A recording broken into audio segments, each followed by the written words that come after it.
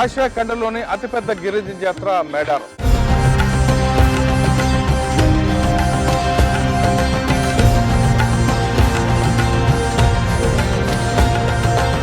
అసలు మేడారంకి అంత పేరు ఎందుకు వచ్చింది, ఆ చరిత్ర ఏంటో దీనికి సంబంధించిన మొత్తం డిజైన్ చేసిన ఆర్కిటెక్చర్ ఉన్నారు. ఇక్కడ పగిడిద్దరాజు సమ్మక్క నాగులమ్మకు పెళ్ళైన తర్వాత సమ్మక్క ఊటిన సార్లమ్మ. మనం ఇలా పూజిత జంతువు ఒంటి కొమ్ము దుప్పి అన్నాం కదా, అంటే 5వ గొట్టు పూజిత జంతువు. ఇక్కడ వాళ్ళ రాజ్య సింబల్ 5 పలకలు. ఇగో ఇక్కడనే సమ్మక్క చరిత్ర మొదలైంది. ఇలా బాలకుమారుడు, కాసాల నాయుడు, చివరగా సమ్మక్క. జాతరకు ఉపయోగించిన తాళపత్ర గ్రంథాలు అనేటి ఈ వంశానికి సంబంధించి.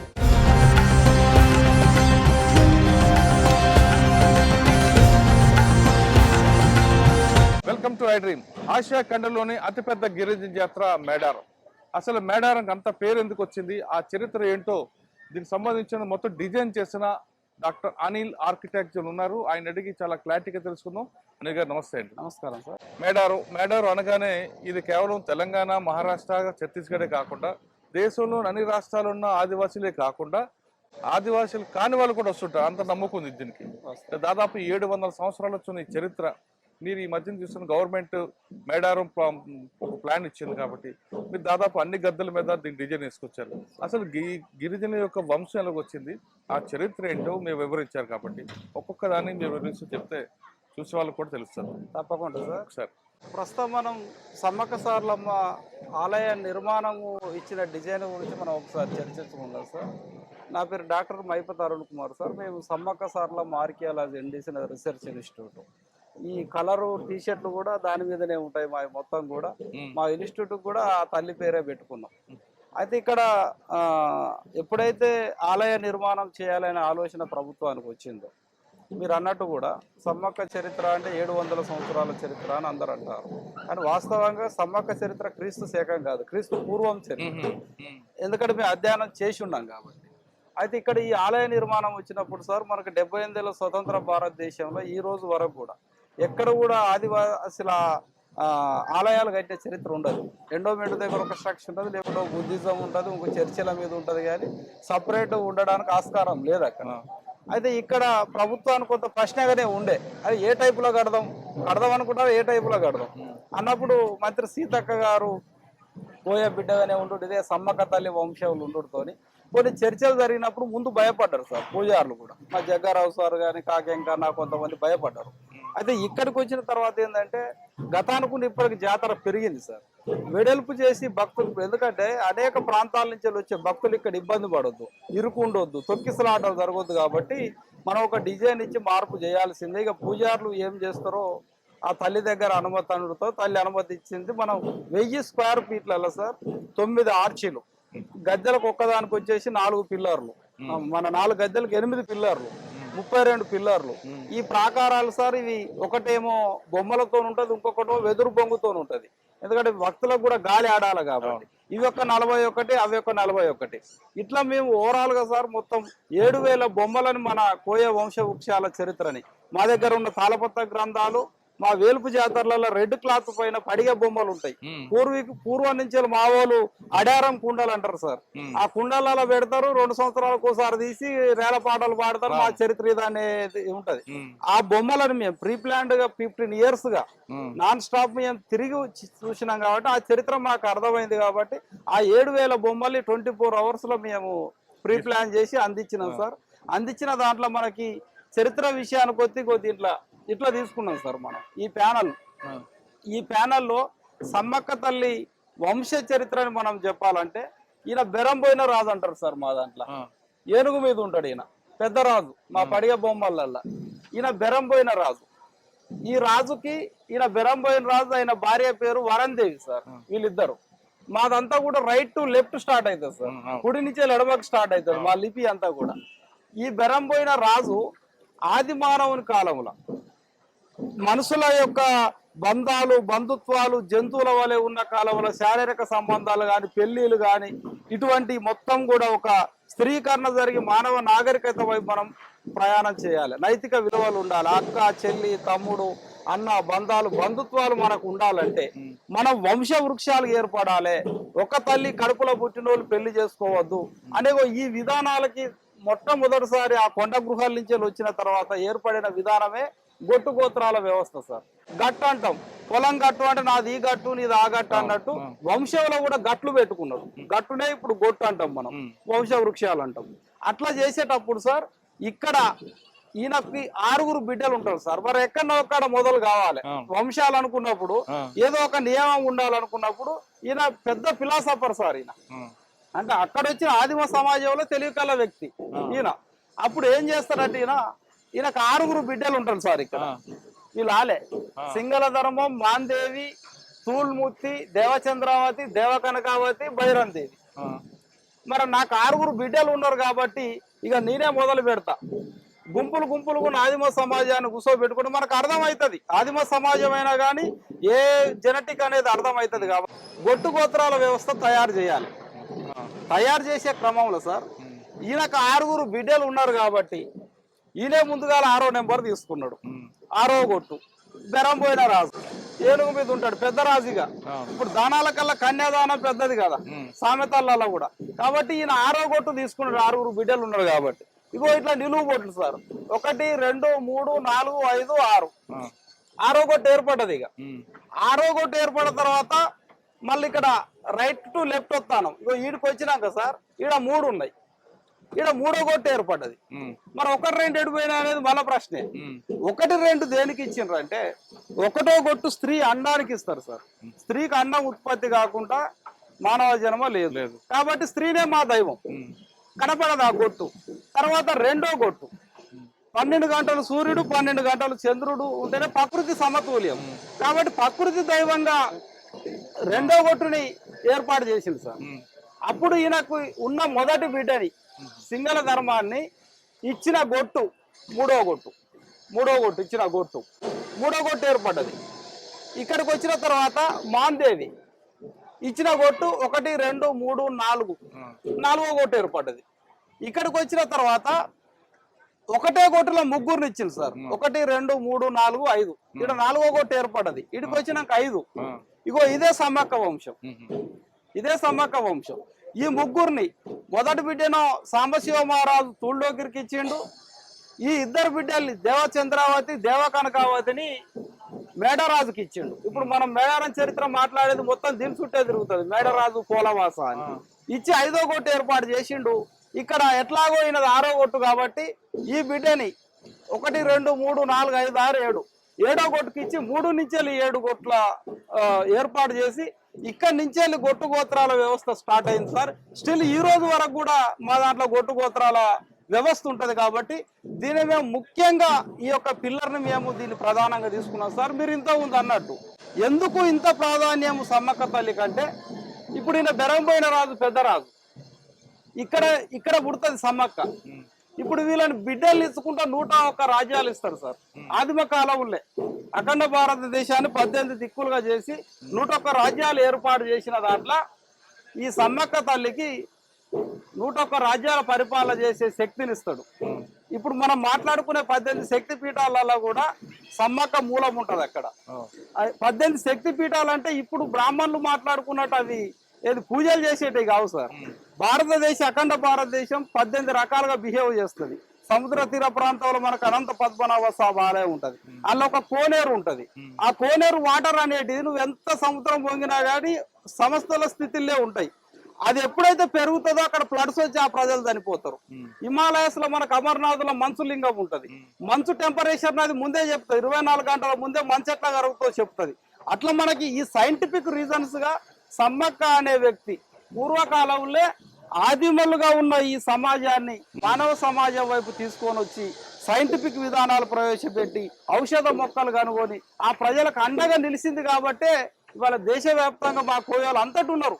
మా జాతి ఉన్న గోండ్వానా ల్యాండ్ ఎక్కడైతే ఉన్నదో ఆ ల్యాండ్ అంతా కూడా ఇవాళ సమ్మక్కని రకరకాల పేర్లతో కొలుస్తారు సార్. ఇది గొట్టు గోత్రాల వ్యవస్థ అని తెలుపుతుంది. ఇదంతా ఇప్పుడు ఇది కీలకంగా ఉంటుంది సార్. దీన్ని మనం ఒంటి కొమ్ము దుప్పి అంటాం, యూనికార్న్. ప్రస్తుతం ఇది అంతరించిపోయిన జంతువు కనపడుతుంది. మా కోయ సమాజంలో మాత్రం పూర్వకాలం ఇదే శిలకల గట్టుకు ఈ జంతువు కనపడేది. ఇది ఇప్పుడు 5వ గొట్టు. ఈ గొట్టు యొక్క పూజిత వృక్షం సార్ ఇది, మన పూజిత జంతువు. అంటే ఇప్పుడు ఈ గొట్లు గోత్రాలు పంచిన కాడ ఒక్కొక్కరికి జంతువుని, పక్షిని, చెట్టుని ఇట్లా ఇస్తారు సార్. ఏది పూజిత, దాంట్లో వీళ్ళు 5వ గొట్టు రాయబండ వంశం యొక్క పూజిత జంతువు ఒంటి కొమ్ము దుప్పి, తూర్పు భారతదేశంలో ఇది ఒకటే కొమ్ము. పగిడిద్ద రాజు కింద చూస్తాం సార్ మనం. ఇప్పుడు సమ్మక్కని పెళ్లి చేసుకున్న వ్యక్తి పగిడిద్ద రాజు, మళ్ళీ వాళ్ళ గొట్టు తాబేలు. మనకు ముంగడి పోతే అది కూడా కనపడుతుంది వాళ్ళ ప్యానల్లో. ఇవి 1, 2, 3, 4 అంటే సమ్మక్కని ఎవరికి ఇచ్చిర్రు అంటే పగిడిద్ద రాజు 4వ, తాబేలు మీద కూడా 4 ఉన్నాయి చూడండి. మొత్తం పిక్టోరియల్ గానే ఉంటది, మా లిపి అంతా బొమ్మలతోనే ఉంటది. మళ్ళా వీళ్ళకి పుట్టింది ఎవరంటే సార్లమ్మ 3వ గొట్టు ఉంటది. ఇక్కడ కీలకం మాత్రం ఈ ఒంటి కొమ్ము దుప్పి సార్. ఇది ఇప్పుడు ఇది ఇంకా కీలకంగా వ్యవహరిస్తాం సార్. ఇక్కడ మనం ఆది మానవుల్ని గొట్టు గోత్రాలుగా తయారు చేసినాం. మరి ఆదిమ కాలంలో నన్ను గుర్తుపట్టాలి, నాది 6వ గొట్టు. మరి ఎట్లా? ఇప్పట్లో టెక్నాలజీ లేదు కదా, నెంబరింగ్ ఇస్తాను. అప్పుడు ఈ నెలవంక అనేది 6వ గొట్టు నుదుటి పొడుస్తారు. పచ్చబొట్లు ఇట్లా పొడుచుకొని బిడ్డ గాని కొడుకు గాని పుట్టంగానే కుడికాలకు తుమ్మములతోని సింబల్ వేస్తారు. ఇక నువ్వు ఏ ఊరు పోయినా గానీ లేవాలంటే దీన్ని చూడగానే వీళ్ళు 6వ గొట్టలు ఆడి బిడ్డ, లేకుంటే 6వ గొట్టలు కొడుకు. ఇప్పుడు ఇది 3వ గొట్టు, 3 అడ్డగీతలు సుక్క ఉంటుంది సార్లమ్మ వంశం. ఇప్పుడు ఇది 4వ గొట్టుకు నిలువు గొట్టు పగిడిద్ద రాజుది. 5వ గొట్టుకు ఇట్లా త్రిశూలం టైప్ ఉంటది, ఇది సమ్మక్క వంశం. 7వ గొట్టుకు నెలవంకల చుక్కు ఉంటది. ఆదిమ రాజ్యాలల్లో వీళ్ళ రాజ్యం పైన ఉండే సింబల్స్ ఈ పక్కం బట్టి. ఇగో ఇది ఇంటు గుర్తు అంటే సార్, ఇప్పుడు సమ్మక్క తల్లి సిలకల గట్టు నుంచి వెళ్ళి మా సిద్ధపోయిన వాళ్ళు తీసుకురావాలంటే ఈ కాళ్ళకి పసుపు బొట్లు ఈ ఆకారంలో పెట్టుకొని తీసుకొస్తేనే దేవుడు వస్తుంది. అవి అంత పవిత్రత కాబట్టి ఇది పూజకి సంబంధించిన సింబల్ ఇది. ఇప్పుడు ఇదంతా కూడా ఈ రాజ్య సింబల్ లేదు సార్, రాజ్య సింబల్ సంబంధించింది. ఇది త్రిశూలం, ఇది చతురస్త్రం, ఇది 5 పలకలు 1, 2, 3, 4, 5. ఇప్పుడు ఇది 8వ గొట్టోల్ది, ఇది 4వ గొట్టోల్ది. ఈ రాజ్య సింబల్ అంటే గొట్టు గోత్రాలు వాళ్ళ యొక్క నుదుటి బొట్టు ఆదిమ కాలంలో వాళ్ళు గుర్తుపట్టడానికి తయారు చేసిన సింబల్ సార్. ఇవన్నీ ఇంకా ముందుకు వెళ్దాం. ముంగడికి ఒక్కొక్క ప్యానల్ ఒక్కొక్క దాని గురించి చెప్తుంది మనకి. ఇప్పుడు ఆడ గొట్టు గోత్రాలు ఏర్పాటైనాక సార్ ఇగో వీళ్ళది 6వ గొట్టు. పోయే సమాజంలో సార్ మనం ఏమున్న 6 నుంచి లెక్క పెట్టాల్సిందే. ఎందుకంటే ఈయన గొట్టు గోత్రాలు ఏర్పాటు చేసిండు. ఇగో ఏనుగు మీద కూడా 6 ఉంటాయి, 1, 2, 3, 4, 5, 6 ఉంటాయి. వీళ్ళ పూజిత జంతువు ఇక్కడ వేసి రైట్ టు లెఫ్ట్ వెళ్ళిపోతాం. ఇది 6వ గొట్టు వాళ్ళ రాజ్య సింబల్ 6 పలకలు. నెలవంక వాళ్ళ నుదుటి బొట్టు, ఇది వాళ్ళ గొట్లు. ఇక్కడ బెరంబోయిన రాజు వరందేవి 6 బిడ్డలు గొట్లను ఇచ్చిన వాళ్ళు. వాళ్ళతో పాటు ఈయనకు 6 కొడుకులు ఉంటారు. మళ్ళీ 6వ గొట్లో వీళ్ళకి ఇట్లా పెళ్లిళ్ళు అవుతాయి. 6 కొడుకులకు మళ్ళీ ఏ ఆడబిడ్డలు ఇచ్చిండ్రు అనేది ఇక్కడ వంశ వృక్షం చెప్పినాం. బిడ్డలు ఇచ్చుకుంటే గొడ్లు తయారైనాయి. ఈ కొడుకులకు కూడా ఏ వంశం నుంచి తెచ్చి పెళ్లిళ్ళు చేసిండ్రు అనేది ఇక్కడ బొమ్మల రూపంలో ఉంటాయి. అన్ని బొమ్మలు ఒకే రూపంలో లేవు కదా. అంటే ఇప్పుడు మనకు పడిగే బొమ్మలు ఉన్న దాని ప్రకారం మనం తీసుకున్నాం సార్. ఈ పేసింగ్ కూడా ఒక్కొక్క టైపులు ఉంటది పేసింగ్. ఇగో ఈ నెంబర్ల మీద కూడా ఇప్పుడు ఏ ఆడబిడ్డ అనేది కూడా ఇక్కడ కూడా ఇస్తాం అన్నట్టు బొమ్మల రూపంలో. ఇప్పుడు ఈయన చేసుకున్నది ఏ ఆడబిడ్డ, ఈయన చేసుకున్నది ఏ ఆడబిడ్డ, ఈయన చేసుకున్నది ఏ ఆడబిడ్డ, ఏ వంశం నుంచి తీసుకున్నాం అనేది కూడా ఇక్కడ క్లియర్ గా ఈ బొమ్మల రూపంలో ఎక్కడొక్కడ నిలువు బొట్టో లేకుంటే గీతల రూపంలో లేకుంటే ఎక్కడో ఒక సింబాలిక్ ఉంటది. ఇప్పుడు ఇదంతా వచ్చిన తర్వాత సార్ ఇక్కడ ఒక స్టోరీ ఉంటది. ఈయన కొడుకు పెద్దరాము, పెద్దరాము ఈయనకి పెళ్లి చేయాల్సి వచ్చినప్పుడు ఇక్కడ మొదటి బిడ్డని ఇచ్చిన 3వ గొట్టుకు సంబంధించిన వాళ్ళు ఎక్కడుంటారు అంటే ఉత్తరాఖండ్లు ఉంటారు. ఇప్పుడు ఈయన గొట్లు ఇచ్చేటప్పుడు మనకి దిక్కులు ఇస్తాడు. ఇప్పుడు 6వ గొట్టు అంటే దక్షిణ ప్రాంతానికి 18 రాజ్యాలు, తూర్పుకి 36 రాజ్యాలు, తూర్పు భారతదేశం 23, ఉత్తర భారతదేశం 36, ఇప్పుడు పగిడిద్ద రాజు పశ్చిమ భారతదేశం 24, మొత్తం 101 రాజ్యాలు సమ్మక్క పరిపాలించింది అన్నా కదా. అక్కడ బిడ్డనిచ్చిన దాంట్లో ఈయనకు పెళ్లి కాకుంటుంటే మేనమామ నువ్వు మీ కోడలు వరుసన నువ్వు చేసుకోవాలనుకున్నప్పుడు ఉత్తరాఖండ్ లో ఒంటి స్తంభం మేడ ఉంటది. ఒకటే స్తంభం మీద మేడ కట్టిండ్రు 3వ గొట్టు రాజులు. అప్పుడు ఈ రాజు అక్కడికి పోతాడు చేసుకుందామని, అక్క దగ్గరికి పోతాడు బిడ్డను అడగడానికి. పోయినప్పుడు ఈయన పుట్టలో దిగబడిపోతాడు. ఇగో ఇక్కడ పుట్ట, ఇక్కడ మనిషి ఉన్నారు సార్. అప్పుడు ఈ వడ్డేలు ఈసబోలు మలకమోలు ఇప్పుడు వడ్డ చేసేటోళ్ళు వీళ్ళు కుండలలో నీళ్లు పట్టుకొని పోయి ఈ పుట్టలున్న దిగబడిపోయిన వ్యక్తిని బయటికి తీసి ఇదే సింగల ధర్మానికి ఇచ్చి ఇక్కడ పల్లకిల తీసుకుపోయి వీళ్ళంతా కలిసి పెళ్లిళ్ళు చేసిన సందర్భాన్ని తెలియజేస్తుంది. ఇది ఆదిమ కాలంలో చిరుతపల్లి అని ఉంటది, సడాలమ్మ సమ్మక్క మూలం. ఇగో పెద్ద పులిని తోక పట్టి చంపేస్తాడు దాన్ని. ఆ, పెద్ద పులి ఇబ్బందిగా మారుస్తా ఉంటది అక్కడ. ఈయన మాట కాసి పెద్ద పులిని చంపుతాడు కోడెం రాజు. ఇట్లా ఈ చేపలు పట్టిన సందర్భం, ఈ వేటకు పోయే సందర్భం, ఇదంతా కూడా మనం తీసుకున్నాం సార్. ఇప్పుడు దీన్ని ఏమంటారంటే సార్, ఇది ఈయన ఆదిరాజు ఆదిశక్తి అంటే ప్రకృతి శక్తి. ఈ మణిబోతులని కట్టి చేప రూపంలో ఇక్కడ ఉన్నది ఆదిశక్తి. ఈ చేప రూపంలో ఉన్న ఆదిశక్తికి మణిబోతు గాలం వేసి ఈ ఆదిశక్తిని పడేసి పెళ్లి చేసుకున్నాడు అని మన డోలి వాళ్ళ కథ చెప్తారు సార్. ఇదంతా కూడా పడిగ బొమ్మలకు సంబంధించి. ఇది 6వ కొట్టు మూలం సార్. ఇక్కడికి వచ్చిన తర్వాత ఇది 3వ కొట్టు సార్. మనం అన్నాం కదా అక్కడ మనం చెప్పుకున్నాడు సార్ 3వ కొట్టు. మొదటి బిడ్డని ఇక్కడనే ఇచ్చిండు. ఇప్పుడు ఈయన ఇది వీళ్ళ పవిత్ర వృక్షం ఎద్దు సార్. ఇది ఉత్తర భారతదేశంలో ఇప్పటికి పోయినా మనకి ఎద్దులు కనపడతాయి బాగా. ఇవే కొమ్ములు ఎద్దులు కనపడతాయి మళ్ళా. అక్కడ వాళ్ళ పవిత్ర వృక్షం ఎద్దు. వీళ్ళ రాజ్యం 36 రాజ్యాలలో సార్. ఈ కోయ రాజ్యాలలో వాళ్ళ రాజ్యం పైన ఈ త్రిభుజం గుర్తుంటది అంటే 3వ కొట్టు రాజ్యం అన్నట్టు. వీళ్ళ నుద్దుడి బొట్టు, వీళ్ళ కడపకి ఇప్పటి కూడా పెట్టుకున్న సార్లమ్మ మీద ఇవే బొట్లు పెట్టుకుంటారు 3వ కొట్టు ఇప్పటి కూడా. వాళ్ళ గొట్టుని తెలియజేస్తారు సార్ ఇది. ఇప్పుడు వీళ్ళది పెద్ద కుటుంబం సార్. బంగారుకొండ కాటూరయ్య, కాటంబోయిరాలు. వీళ్ళకి 3 కొడుకులు, తారా మచ్చడు, తారా బొర్రాడు, తారా చిక్కడు.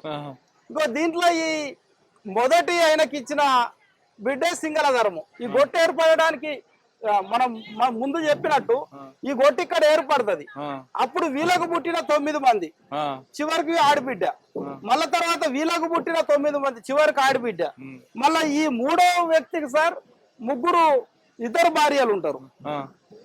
బిడగరాజుకి 2 భార్యలు ఉంటారు. ఈ 2 భార్యలలో కూడా మళ్ళా ఒక్కొక్కరికి 8 మంది 9 మంది పుడతారు. ఇప్పుడు మనం ఈ జాతరకు ఉపయోగించిన తాళపత్ర గ్రంథాలు అనేటివి ఈ వంశానికి సంబంధించినవి. చిర్రాజు వేలుపు జాతరకు సంబంధించిన తాళపత్రాలు. ఇప్పుడు పెట్టిన 7000 బొమ్మలు, పడిగే బొమ్మలతో పాటు ఈ వంశం అంటే చెర్ల దగ్గర కొయ్యూరు అనే ఒక విలేజ్ ఉంటుంది ఛత్తీస్గఢ్ బార్డర్. అక్కడ చిర్రాజు అనే వేలుపు జరుగుతుంది, ఇరుపవాళ్ళు చేసే జాతర. ఆ జాతర తాళపత్రాల నుంచి మనం తీసుకున్నాం. అంతిమంగా ఇది 33 మంది 3వ కొట్టు వంశస్థులు సంబంధించిన చరిత్రను చెప్తా సార్. ఇక్కడ ఇగో ఈ వ్యక్తి సార్లమ్మని చేసుకున్న వ్యక్తి ఈ వ్యక్తి ఈ గొట్టు వంశముల. ఇంత చరిత్ర రీసెర్చ్ చేయడానికి మీకు ఎంతకాలం పట్టింది? మాకు 15 సంవత్సరాల కాలం పట్టింది సార్. ఇప్పటి వరకు మాకు మా సమ్మక చరిత్ర మాకు అర్థం అవుతుందికే 8 సంవత్సరాలు పట్టింది వంశ వృక్షాలను తీయడానికి. ఇప్పుడు ఇది పగిడిద్దరాజు కొట్టు సార్. ఇక్కడ మన కడకముర్గం ఉన్నది 1, 2, 3, 4. అంటే ఈ కడకముర్గం 4వ కొట్టు అని చెప్తుంది. 1, 2, 3, 4 ఇది వాళ్ళ పూజిత జంతువు సార్. 6వ ఏనుగు, 3వ కొట్టోళ్ళకి ఎద్దు, 4వ కొట్టోళ్ళకి కడకముర్గం. వీళ్ళ మళ్ళీ రాజ్యాలు ఎక్కడ సార్? పశ్చిమ భారతదేశం. అంటే ఇప్పుడు ఇది ఎక్కడ దొరుకుతుంది? కడకముర్గం అనేది ఉండేది కూడా రాజస్థాన్, గుజరాత్ ఆ ప్రాంతాలలో ఉంటది, ఎడారి ప్రాంతాల సముద్ర తీర ప్రాంతాలలో. వీళ్ళ రాజ్య సింబలు వాళ్ళ నుదుటి బొట్టు, వీళ్ళ 4 బొట్లు. ఇగో ఈ తాబేలు చుట్టే చరిత్ర అంతా తిరుగుతుంది. ఇలా పగిడిద్దరాజు, గోవిందరాజు, నాగుల బండాడు, ముల్లారుడు. ఈ తాబేలు మీద వీళ్ళు 7 సముద్రాలు దాటేది. 7 సముద్రాలు తాబేలు మీద దాటేది వీళ్ళు. ఇప్పటికి కూడా అది చరిత్రలు ఉంటది. వీళ్ళ పడిగే బొమ్మలలో కూడా ఉంటది. ఫస్ట్ వీళ్ళు 7 ఉండేది. 1, 2, 3, 4, 5 7 ఉండేది. అయితే ఈ 7 ఉన్నోళ్ళు ఈ కింద 3 తాంబేళ్లు తినడం వలన ఈ పగిడిద్దరాజు ఏం చేస్తారంటే మనని 7 సముద్రాలు దాటించిన తల్లి లాంటి తాంబేళ్లే తిన్నారు కాబట్టి వీళ్ళు మా గొట్టులు ఉండడానికి వీల్లేదు అనే దాని మీద ఈ 3 ఈ గొట్టులో ఉండొద్దు, మేము స్వచ్ఛంగా సనపగాని వంశం అని చెప్పి 7వ కొట్టు పంపిస్తాడు. ఈ అప్పుడు ఇక 4 మిగులుతారు అన్నట్టు. ఆ సందర్భాన్ని చెప్పుకుంటే మనం అక్కడ చెప్పుకున్నాం. మాందేవిని 4వ కొట్టుకి ఇచ్చి బొట్టు ఏర్పాటు చేసిన దాంట్లో ఈయన జలాచంద్రుడు మాందేవి. ఆ మాందేవికి పుట్టిన 4 కొడుకులల్లా ఈయన పగిడిద్దరాజు సార్. పగిడిద్దరాజుకి 2 భార్యలు. ఇప్పుడు నాగులమ్మని సమ్మక్క బిడ్డ అంటారు కాదు, సమ్మక్క నాగులమ్మ అక్క చెల్లెళ్ళు 2 కలిసి పగిడిద్దరాజుని పెళ్లి చేసుకుంటారు. పగిడిద్దరాజు, సమ్మక్క నాగులమ్మ, తర్వాత గోవిందరాజు భార్య. గోవిందరాజు అంటే ఇక్కడ మన గట్టి ఉంటది. నాగుల బండాడు, ముల్లారుడు. ఇది ఇంపార్టెంట్ సార్. ఇక్కడ ఎందుకు ఇంపార్టెంట్ అంటే ఇక్కడ సమ్మక్క తల్లి పెళ్లి అవుతుంది. ఇప్పుడు 4వ కొట్టులే కదా పెళ్లి చేయాల్సింది. ఇక్కడ మనకి పందిరి, పచ్చని పందిరి వేస్తారు పరిసక వాళ్ళు. పచ్చని పందిరి వేసిన తర్వాత బూరికే చెట్టు ఇది. బూరిక చెట్టు అంటే నాలుగో గొట్టు వారి యొక్క పూజిత వృక్షం అది. పూర్వకాలంలో నాలుగో గొట్టుల పెళ్లిళ్ళు జరగాలంటే బూరిక చెట్టు కింద పందిరేసి వేయాలి. ఈ బూరిక చెట్టు కింద పందిరేసి ఇక్కడ పీఠ ముగ్గు 1 2 3 4 ఈయన పగిడిద్దరాజు సమ్మక్క నాగులమ్మ. ఇగో ఇక్కడ కర్రసాం చేస్తాండ్రు. నాగ పున్నమిళ్ళ పెళ్ళయింది. ఇక్కడ జాతర జరిగేది పున్నమి సందర్భమే. ఇగో ఇక్కడ పెళ్లి అవుతుంది. ఇక్కడ సమ్మక్క రంభ రూపంలో వచ్చి ఇక్కడ ఈ పెళ్లిని చూస్తాంది అనేది మా డోలి కథల్లో ఉంటది. ఇగోది ఇక్కడ డోలి కొట్టేవారు వచ్చిండ్రు, ఈ పందిరేస్తారు పెళ్లికి. వీళ్ళు ఇక్కడ సన్నాయి వేళ ఊతారు, పెద్ద మనుషులు వస్తారు. ఇక్కడ ఆడిబిడ్డలు స్పెషల్ గా బాయిలు ఉండే సార్. మా వాళ్ళు ఎవరో బావి పడి ఏ ఇంట్లో ఆ గొట్టు బావి సింబల్స్ ఉంటాయి, బొట్లు పెట్టుకుంటారు. అట్లా ఇగో ఈ నీళ్ళ బావికి 1 2 3 4 అంటే 4వ గొట్టు బావి నుంచి వెళ్ళి పగిడిద్దరాజు వంశం యొక్క ఆడబిడ్డలు పెళ్లికి నీళ్లు మోస్తారు. ఇక్కడ పగిడిద్దరాజు సమ్మక్క నాగులమ్మకు పెళ్ళైన తర్వాత సమ్మక్క పుట్టినామ సార్లమ్మ, నాగులమ్మకు పుట్టినామ జంపన్న బుయ్యన్న. అంటే ఇలా 4వ గొట్టు వంశ వృక్షాన్ని చెప్పుకుంటేనే అతి ముఖ్యమైన సమ్మక్క నాగులమ్మ పగిడిద్దరాజుల పెళ్లి ఎట్లయిందని చెప్పుకుంటేనే అంతిమంగా ఇక్కడ వరకు ఈ వంశ వృక్షాన్ని మనం చెప్పినాం సార్. ఈ ముంగటికి వచ్చేది సమ్మక్క వంశం సార్. ఇది అసలైన వంశం సమ్మక్క. మనం ఇలా పూజిత జంతువు ఒంటి కొమ్ము దుప్పి అన్నాం కదా. ఇగో దీని మీద కూడా 1 2 3 4 5 ఉంటాయి. అంటే 5వ గొట్టు పూజిత జంతువు. ఇక్కడ వాళ్ళ రాజ్య సింబల్ 5 పలకలు. ఇక్కడికి వచ్చిన తర్వాత త్రిశూలం వాళ్ళ నుదుటి బొట్టు, కిందికి వచ్చినాక వాళ్ళ గొట్టు. వీళ్ళు మొత్తం 5గురు అన్నదమ్ముళ్ళు. రాయబండాన్ రాజు, రస్మలాదేవి. తూర్పు భారతదేశంలో 23 రాజ్యాలు. ఇక్కడ 5గురు కొడుకులు. 5గురు కొడుకులలో మనకి మేడారం చరిత్రకు లింక్ అయ్యేది మాత్రం 2 కొడుకులే. మేడరాజుకి 2 బిడ్డలు ఇచ్చినాం, సాంబశివ మహారాజుకు 1 బిడ్డని ఇచ్చినాం. కాబట్టి ఇక్కడ ఏముంటది, ఈయన మేడరాజు, ఈయన సాంబశివ మహారాజు. ఇక్కడ తూలు డోకిరి తూలు ముత్తిని సాంబశివ మహారాజుకి ఇచ్చి పెళ్లి చేసిండ్రు. ఇక్కడ మేడరాజుకి సందంబోయిరాలు కనకంబోయిరాలు ఇచ్చి పెళ్లి చేసిండ్రు. ఇక్కడ మేడరాజుకి సందంబోయిరాలు కనకంబోయిరాలు, ఇక్కడ సాంబశివ మహారాజుకు తూలు డోకిరిని ఇచ్చి పెళ్లి చేసిండ్రు. ఇగో ఇక్కడనే సమ్మక్క చరిత్ర మొదలవుతుంది. అసలు ఇక్కడ ఏమంటారు, మేడారం చరిత్ర అంటేనే మేడరాజు రాజ్యంలో సమ్మక్క అనేటామ కంక వెదురు మధ్యలో పుట్ట మీద దొరికింది అంటారు, పాప రూపంలో. అప్పుడు మేడరాజు పోయి తీసుకొని వచ్చిర్రు అంటారు. ఇక్కడ మనకు కనపడుతుంది. ఇప్పుడు వీళ్ళకి బిడ్డలు ఉండరు. సందంబోయిరాలకు కనకంబోయిరాలకు బిడ్డలు ఉండరు.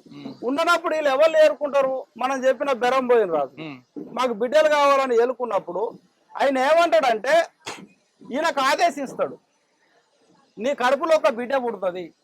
ఆ బిడ్డ ఎవరి అంశాల పుడుతుంది అంటే నా భార్య బెరంబోయిన రాజు భార్య వరందేవ వంశాలో పుడుతుంది. ఆ బిడ్డ నువ్వు తీసుకొని పోయి మేడారం పరిసర ప్రాంతంలో ఉన్న పోలవాస అడవిలో నువ్వు పెట్టి రావాలని అంటారు. అప్పుడు పెట్టినప్పుడు ఆమె ఆల్రెడీ ప్రకృతి శక్తి, కోయరాజులు అంటేనే ప్రకృతి. వాళ్ళు కొన్ని లక్షల సంవత్సరాలు వాళ్ళు దశలు మారుకుంటూ వచ్చింది కాబట్టి ప్రకృతిని పట్టిండ్రు. మంత్రాలు తంత్రాలు అంటారు కానీ ఏముంటాయి, ఆకులే అన్ని. ఆకుల శక్తే, ప్రకృతి శక్తితోనే నడిపిర్రు. ఆ శక్తి ఆధారంగా ఆ అంశాల పుట్టింది కాబట్టి ఈ బిడ్డకి ఫుల్ పవర్స్ తోని పుడుతుంది సమ్మక్క. అప్పుడు ఈయన గనపడతాడు కళల. కనపడి పలాని దగ్గర బిడ్డ ఉన్నది అన్నప్పుడు నిజంగానే అక్కడికి పోగానే పెద్ద పుల్లుల కాపల మధ్యలో సమ్మక్క ఉంటుంది. అప్పుడు ఈయన తీసుకొని వచ్చి పెంచుకుంటాడు. పెంచుకొని సమ్మక్క అని పేరు పెట్టుకుంటాడు. ఇప్పుడు వీళ్ళేమంటారు అంటే రాయబండాడు ఊకే వంశం పుట్టగానే మాయమైంది కాబట్టి ఎంత పెద్ద శక్తి అని దంతేవాడ మాయలే కొలుతాడు. ఛత్తీస్గఢ్ మాయలే ఉంటది. ఇక్కడికి వచ్చిన తర్వాత సమ్మక్కగా పేరు పెట్టుకున్నారు. ఈ ప్రాంతంలో సమ్మక్కగా చిలకల గట్టు నుంచి వెళ్ళి ఇక్కడ మనం నడుపుకుంటాం. మళ్ళా వీళ్ళకు కూడా ఇక్కడ సమ్మక్క పుట్టించినాక వీళ్ళకి 5గురు పుట్టిళ్ళు ఇక్కడ మనకు కనపడుతుంది వంశ వృక్షాలలో. ఇక్కడ మనకు వంశ వృక్షాలలో మనకు కనపడుతుంది. ఇలా బాలకుమారుడు, కాసాల నాయుడు, పోతుమన్నడి కర్ర, వనం పోతురాజు. మళ్ళీ ఇక్కడికి వచ్చిన తర్వాత చివరగా సమ్మక్క. మళ్ళీ ఇక్కడికి వీళ్ళకి వచ్చిన తర్వాత మళ్ళా 3 రక్త పొమ్మాలమ్మ, సడాలమ్మ, రక్త పొమ్మాలమ్మ, ముయ్యాలమ్మ, మళ్ళా వీళ్ళిద్దరు. ఇక్కడికి వచ్చిన తర్వాత మళ్ళా ఇక ఈ పాట వీళ్ళు 5వ వంశం చెప్పినాక మళ్ళీ ఇలా పెళ్ళైంది చెప్పాలి కదా సమ్మక్కకి ఎవరిచ్చిండ్రు అనేది.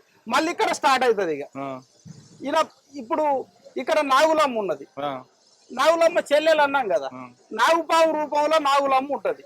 మళ్ళీ వీళ్ళ వంశాన్ని చెప్పుకుంటా ఇగో ఇక్కడికి వచ్చినాక మళ్ళీ ఈడ పీట ముగ్గేసినాం. పెళ్లి చేయాలంటే పీట ముగ్గు 4వ కొట్టు చేయాలి ఇక్కడ. ఈడ మళ్ళా కాండి కర్రలు పెట్టాలి. ఇప్పటికి మన కల్చర్లు ఉంటుంది అది పెట్టుకుంటే నెమలి నార చెట్టు అంటే ఇప్పుడు చేసేది ఎవరు? మన సిద్ధమైన వాళ్ళు పెళ్లి చేయాల్సిందే. ఆ దాంట్లో వీళ్ళు వచ్చి చేయరు కదా. కాబట్టి ఈ సందర్భాన్ని మనం చెప్పుకుంటా ఇగో ఇక్కడిది ఇంటూ గుర్తు అనేది సిద్ధమైన వాళ్ళది. పగిడిద్దరాజు తాబేలు రూపంలో ఉంటాడు. ఈయన పగిడిద్దరాజు సమ్మక్క నాగులమ్మకి సిద్ధమైన వాళ్ళు ఇగో నలుగు బండ. ఈ నలుగు బండ కాడ నలుగు పెట్టి మొత్తంగా మళ్ళా పందిరేసి ఇక్కడ పచ్చని పందిరేసి పెళ్లి చేసిన తర్వాత ఇక్కడ పుట్టినామె ఎవరు? సారలమ్మ. సారలమ్మ 2 రూపాలు ఉంటాయి. సారలమ్మని కామన్ సారలమ్మ అంటారు, రక్త సారలమ్మ అని కూడా అంటారు కోపం వచ్చినప్పుడు. రక్త సారలమ్మ ఎక్కువ, సారలమ్మ కోపం ఎక్కువ అన్నట్టు. ఆమె ఉగ్ర రూపానికి వచ్చినప్పుడు పులి మీద సవారీ చేస్తుంది ఆమె. కామన్ టైంలో జింక మీద ఉంటది శాంతిగా ఉన్నప్పుడు. కాబట్టి ఇక్కడ సారలమ్మని మళ్ళీ జింక మీద సారలమ్మగా చూపెట్టినాం, పులి మీద సారలమ్మగా చూపెట్టినాం. ఇప్పుడు ప్రతి గ్రామంలో జింక ఉంటది. నీకు ఆడ గుడి ఉన్నదంటే జింక కంపల్సరీ ఉంటది.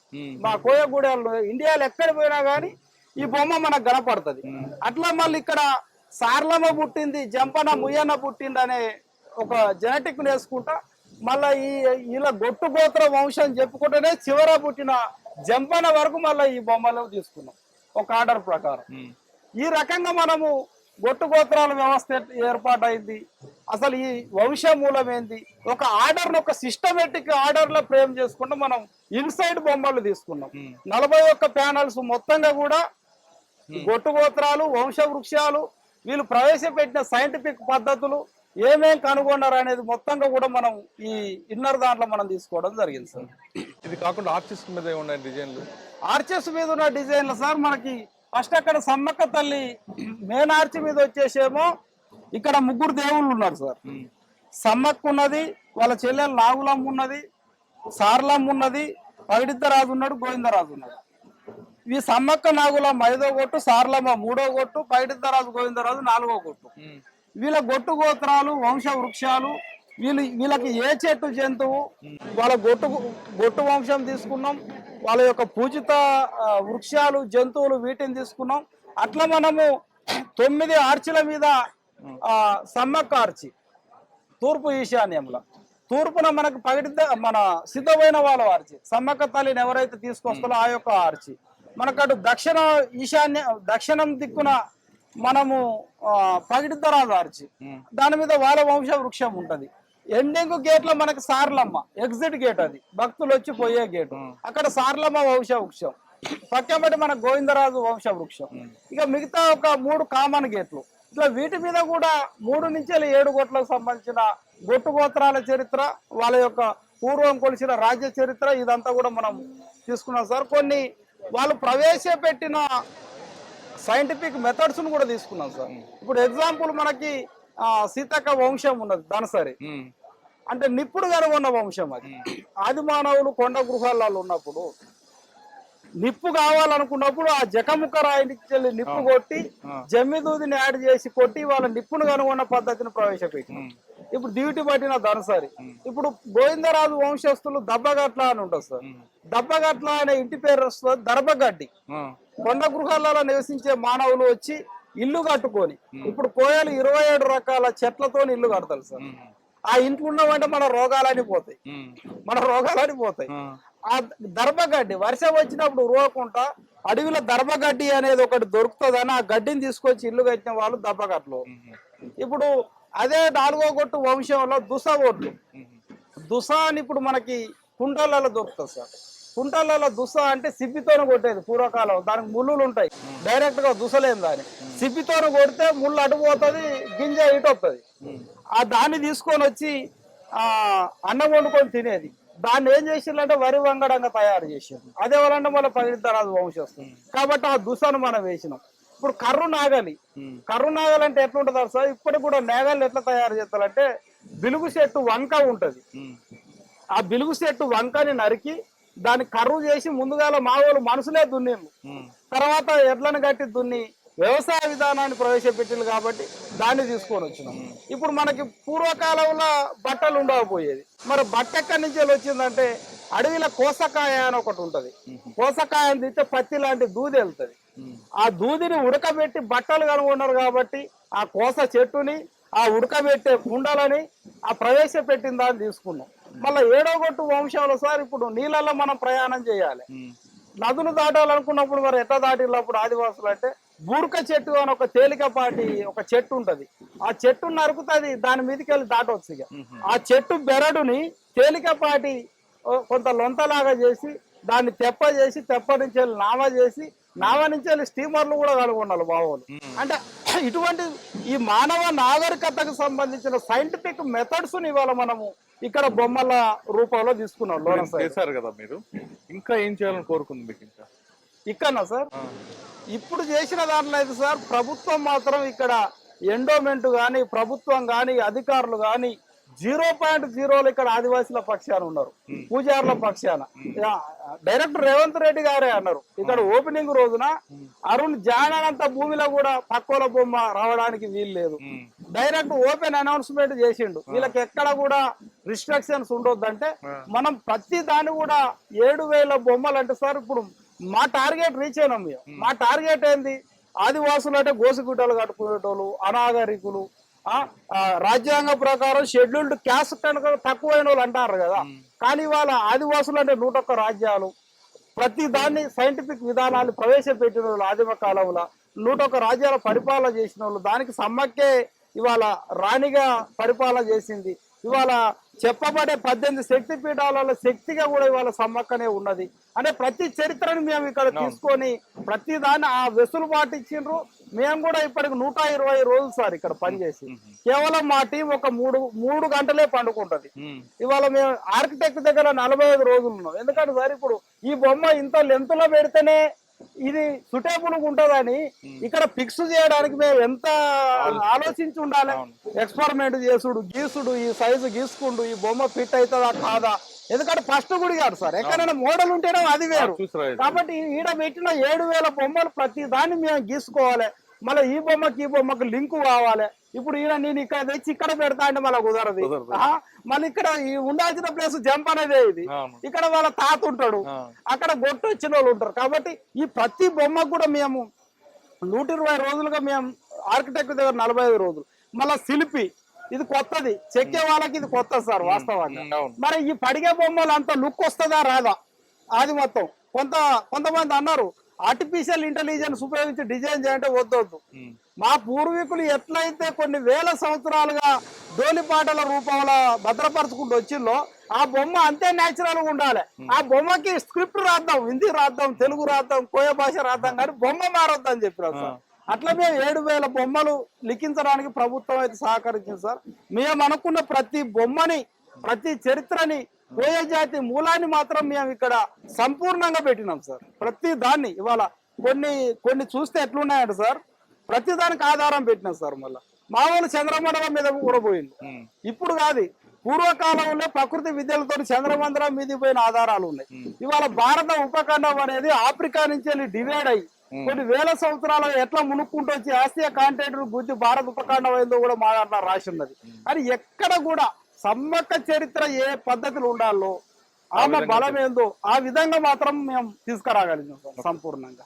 మేడారం రండి, మేడారం వచ్చి సమ్మక్కని జాతరే కాదు ఇక్కడ చరిత్ర తెలుసుకోండి అనేది అనిల్ యొక్క ఉద్దేశం.